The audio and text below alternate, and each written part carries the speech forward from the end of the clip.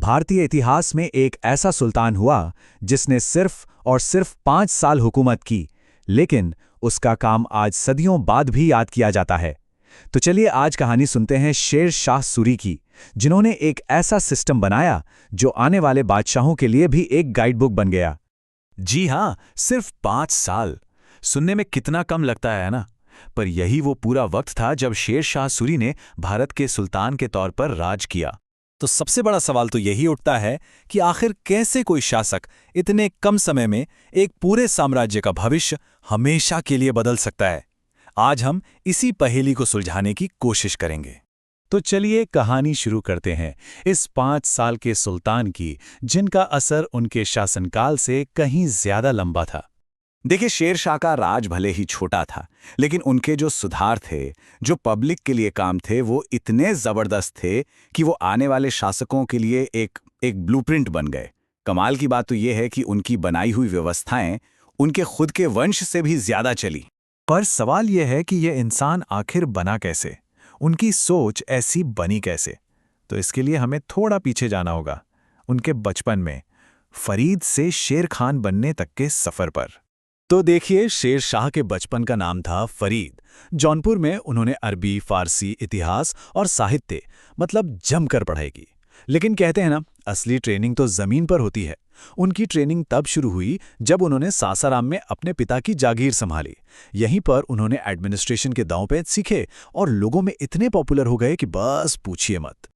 और उनके नाम के पीछे भी एक बड़ा ही मशहूर किस्सा है। ऐसा कहते हैं कि एक बार उन्होंने अपने मालिक की जान बचाने के लिए एक शेर को अकेले ही मार गिराया था। बस उसी दिन से फरीद को शेर खान का खिताब मिल गया। तो चलिए अब देखते हैं कि एक जागीर संभालने वाले एडमिनिस्ट्रेटर से लेकर हिंदुस्तान के सुल्तान बनने तक का ये रास्ता उन्होंने कैसे तय किया। सफर शुरू हुआ बिहार के शासक के यहाँ एक नौकरी से, लेकिन वो बहुत स्मार्ट थे। उन्होंने बाबर की सेना ज्वाइन कर ली।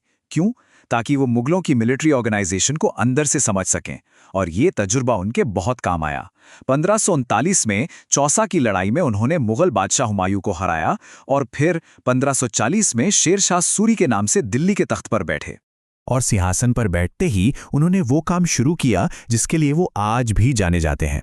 उन्होंने ऐसे क्रांतिकारी सुधार किए जिसने साम्राज्य की पूरी शक्ल ही बदल दी। शेर शाह का सबसे बड़ा और सबसे जरूरी मकसद था किसान और सरकार के बीच एक डायरेक्ट लिंक बनाना। वो बिचौलियों और करप्शन को जड़ से खत्म करना चाहते थे। वो ये अच्छी तरह जानते थे कि किसी भी सल्तनत की असली ताकत उसके किसान ही होते हैं। तो इसके लिए उन्होंने एक सिस्टम बनाया। इसका पहला हिस्सा था कबूलियत। ये क्या था? ये आप कह सकते हैं एक रिटन अग्रीमेंट था जो किसान सरकार को देता था। इसमें साफ साफ लिखा होता था कि उसके पास कितनी जमीन है और उसे कितना लगान देना है। और जब किसान कबूलियत देता था तो बदले में सरकार उसे एक ऑफिशियल डॉक्यूमेंट देती थी जिसे कहते थे पट्टा। ये पट्टा इस बात की गारंटी था कि जमीन किसान की है और उससे जो टैक्स लिया जाएगा वो फिक्स रहेगा, कोई उसे धोखा नहीं दे सकता। तो ये जो पूरा सिस्टम था जिसे रैयतवाड़ी व्यवस्था कहते हैं, ये काम कैसे करता था? बहुत सिंपल। सबसे पहले गज से जमीन को नापा जाता था, फिर किसान कबूलियत जमा करता था और सरकार उसे बदले में पट्टा दे देती थी। इसके बाद किसान कैश में सीधा सरकार को अपना तय टैक्स चुकाता था। इससे क्या हुआ? किसानों पर होने वाला अत्याचार खत्म हो गया। और सिर्फ जमीन ही नहीं, उन्होंने एडमिनिस्ट्रेशन में भी कमाल के सुधार किए। एक बहुत ही एफिशिएंट पोस्टल सिस्टम बनाया जिसे डाक चौकी कहते थे, जहां से घुड़सवार तेज रफ्तार से खबरें ले जाते थे। सरकारी अफसरों को फिक्स्ड सैलरी दी जाती थी। और सबसे बड़ी बात, कोई भी आम इंसान इंसाफ के लिए सीधा शेर शाह के पास जा सकता था। पर उनके कामों में जो शायद सबसे मशहूर है वो है एक सड़क। उन्होंने बंगाल के सोनार गांव से लेकर पेशावर तक एक बहुत लंबी सड़क बनवाई, जिसे आज हम सब ग्रैंड ट्रंक रोड या जीटी रोड के नाम से जानते हैं। इस एक सड़क ने उस जमाने में ट्रेड, कम्युनिकेशन और ट्रांसपोर्ट में जैसे क्रांति ला दी थी। और बात यहीं खत्म नहीं होती। उन्होंने दिल्ली, जौनपुर और बुरहानपुर जैसे बड़े शहरों को जोड़ने के लिए नई सड़कें बनवाईं। सड़कों के किनारे छाया के लिए पेड़ लगवाए, मुसाफिरों के लिए जगह जगह सराय और पानी के लिए कुएं खुदवाए। और तो और तालीम को बढ़ावा देने के लिए कई मदरसे और मकतब भी खोले। अच्छा, यहाँ सराय का मतलब समझना बहुत जरूरी है। ये सिर्फ रुकने की जगह नहीं थी, ये मुसाफिरों, डाकियों और सरकारी अधिकारियों के लिए सेफ रेस्ट हाउस थे। और ये सराएं आप कह सकते हैं कि पूरे साम्राज्य के कम्युनिकेशन नेटवर्क की रीढ़ की हड्डी थीं।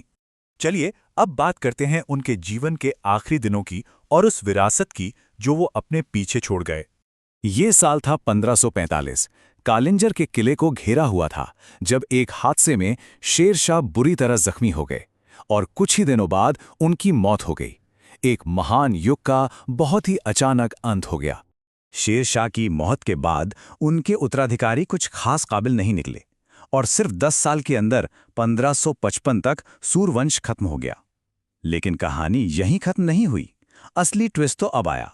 जब मुगल दोबारा सत्ता में आए तो उन्होंने साम्राज्य चलाने के लिए जानते हैं किसका सिस्टम अपनाया?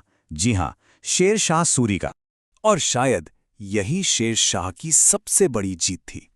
जैसा कि कहा जाता है, शेर शाह ने एक ऐसा मजबूत एडमिनिस्ट्रेटिव ढांचा तैयार किया जिससे बाद में मुगलों को भी अपना साम्राज्य आसानी से चलाने में मदद मिली। आज भी अगर कोई सासाराम जाए तो वहां उनका शानदार मकबरा देख सकता है जिसे उन्होंने अपने जीते जी ही बनवाना शुरू कर दिया था। ये मकबरा आज भी उनकी दूर की सोच और उनकी शान की गवाही देता है। तो चलिए आज इस कहानी को एक सवाल के साथ खत्म करते हैं। एक ऐसा सवाल जो सोचने पर मजबूर कर देता है। अगर शेर शाह सूरी ने 5 साल से ज्यादा हुकूमत की होती तो आज हमारे देश का इतिहास कैसा होता?